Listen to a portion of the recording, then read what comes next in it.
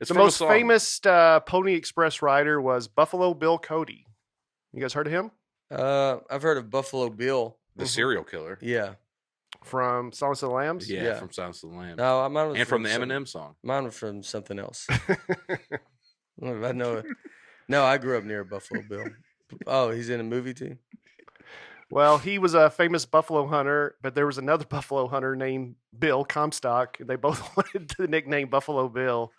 So they had an 8-hour buffalo shooting match. Your new name is Coco.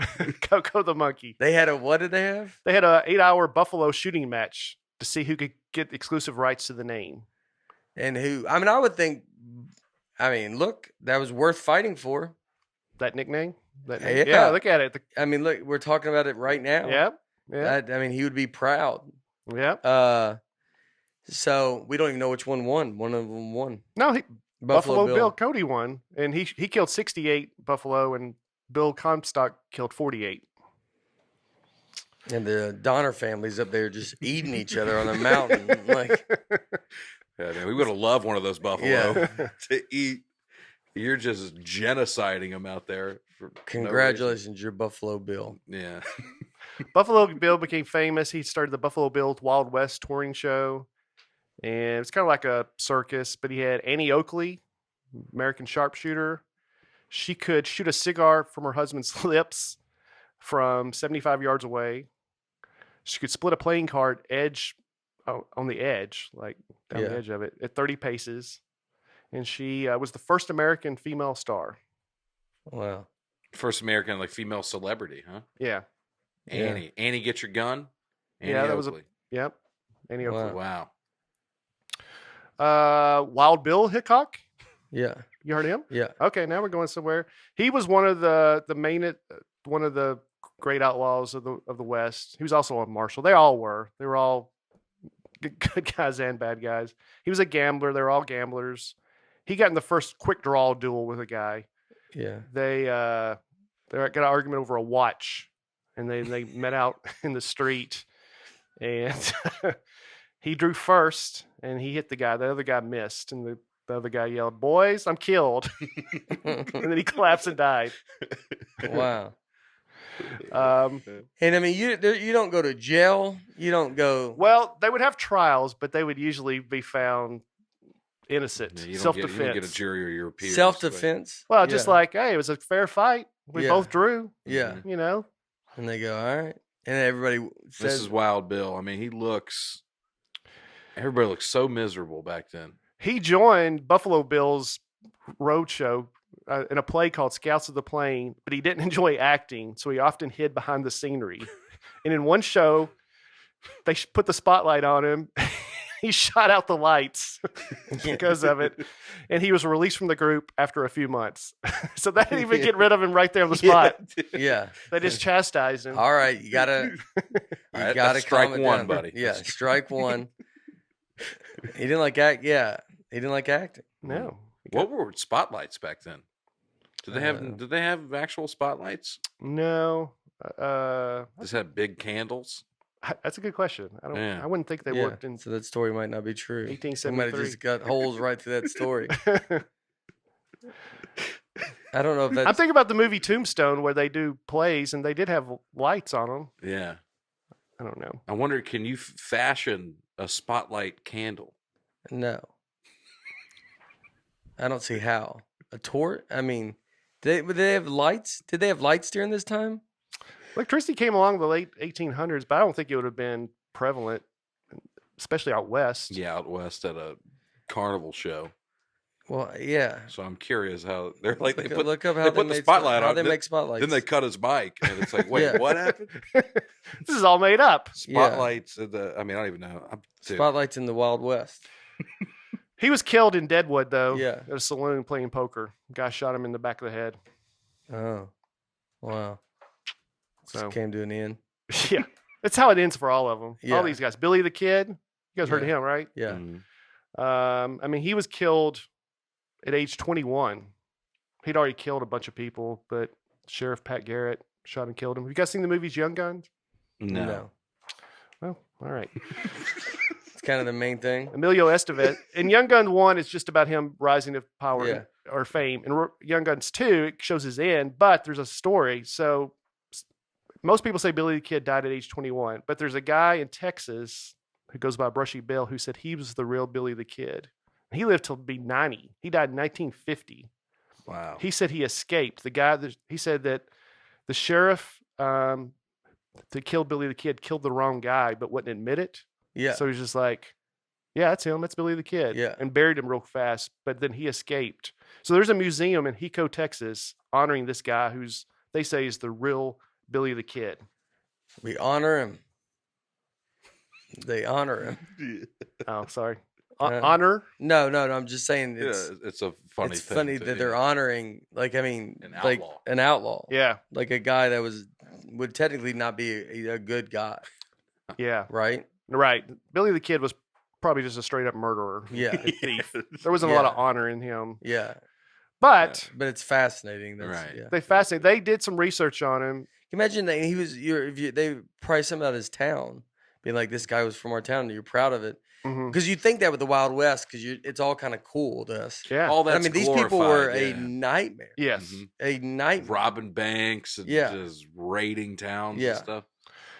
Yeah. So they checked the guy. Some researcher, right before he died, met with him. He had 5 bullet wounds that matched, 5 bullet scars that matched where Billy the Kid had been shot. So they're like, why? How could he do that?